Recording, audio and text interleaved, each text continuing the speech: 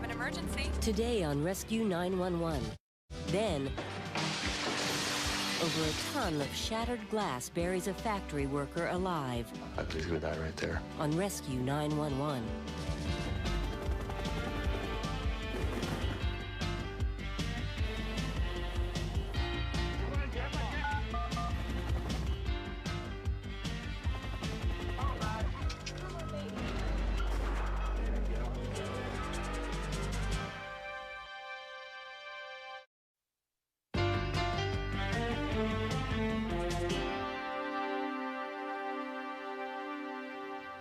Even though some jobs pose very real dangers, it's hard to believe that anything bad will ever happen to us or those we care about. But on December 23rd, 1991, Richard Adams and the employees at a factory in Wilsonville, Oregon, were reminded just how real those dangers can be.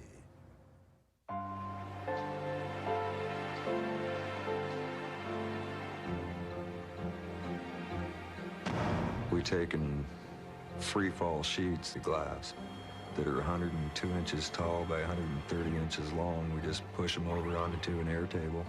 It'll cut any size. Richard Adams had worked in the glass cutting department for nearly 5 years. They can break at any time. I've seen a lot of those happen. I've had them come down on top of me before. It's a dangerous occupation. The lead man that shift was Kevin Smith. The glass is very sharp, sharper than a razor blade. I've heard about people being cut in half, and it'll cut you just by looking at it.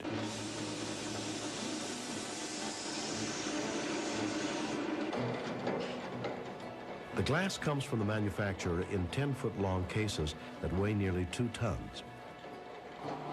Hey, Craig. I asked Craig, I said, well, why don't you go back and open up another case? And he just said, okay, no problem, just like we do 100 times, you know, all the time.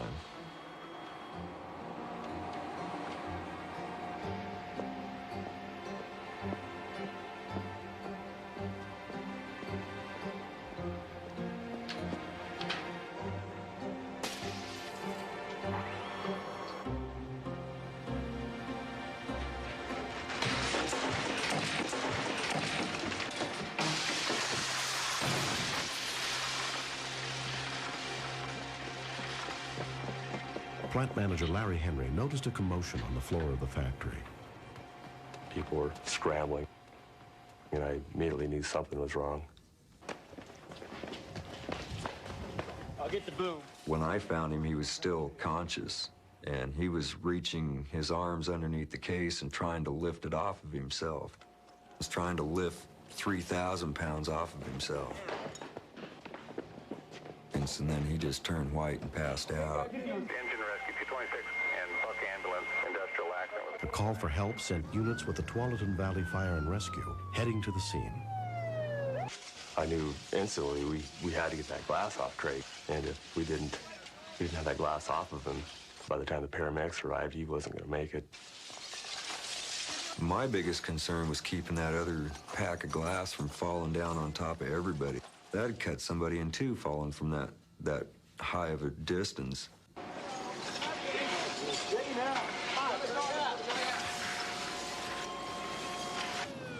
Within 5 minutes of the call, rescue units arrived at the factory.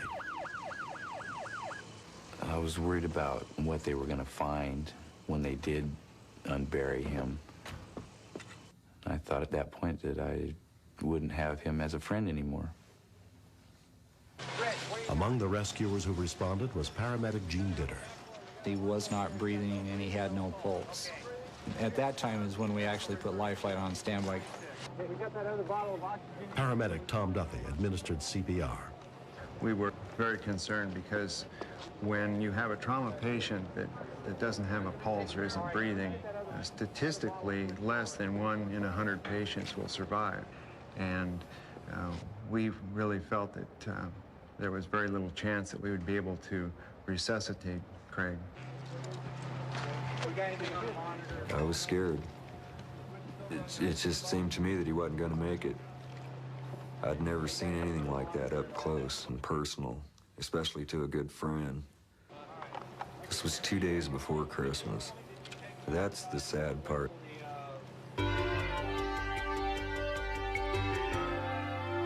Let's check for a pulse again, guys, and see if we've got anything. His chances of survival are probably very slim, but after looking at the expression on the co-worker's face and everything, we felt that we needed to give it our best shot, not only for Craig, but for the co-workers. Check for a pulse there, Scott. When Life Flight arrived on the scene, the victim had been without a pulse for nearly 8 minutes. Probably the compression.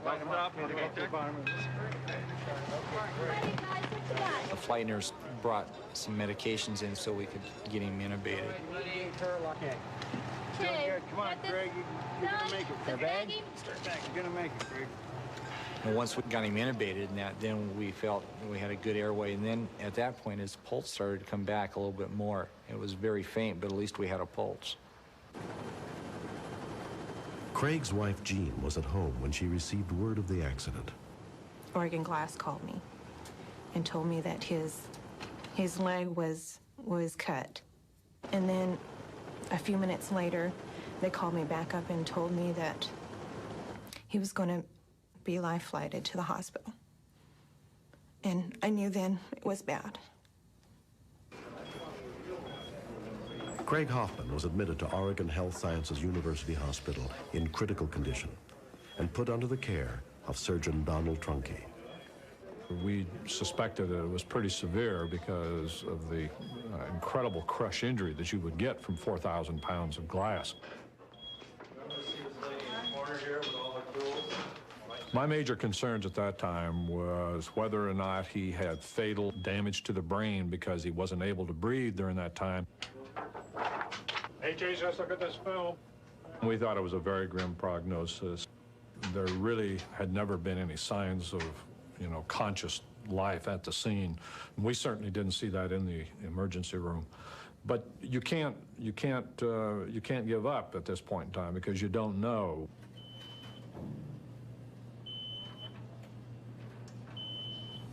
Once Craig was out of surgery, his wife and father finally got to see him.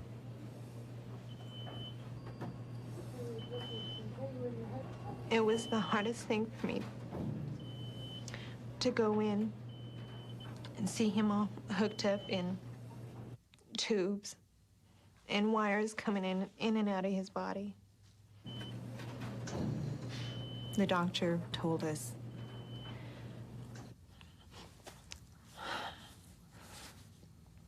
he would have brain damage, some internal injuries, broken ribs and broken bones throughout his body.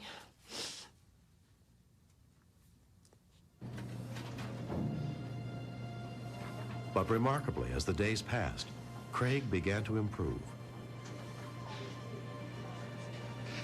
I love you too, hon. The paramedics and the people at the scene did an incredible job.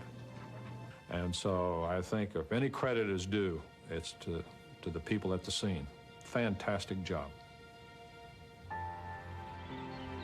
Craig was hospitalized for 2.5 weeks. 9 months later, he has completely recovered from his injuries.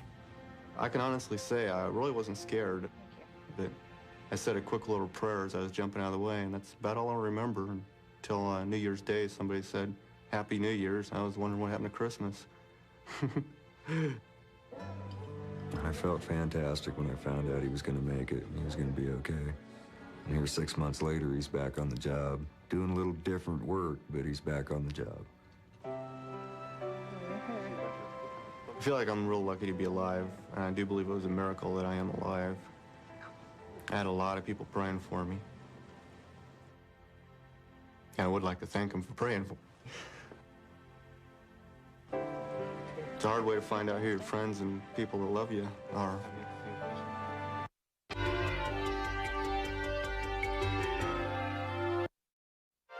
We all should take first aid and CPR courses every year.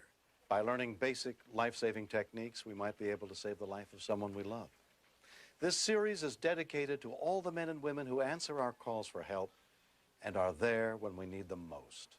I'm William Shatner. Join us again next week for more true stories on Rescue 911.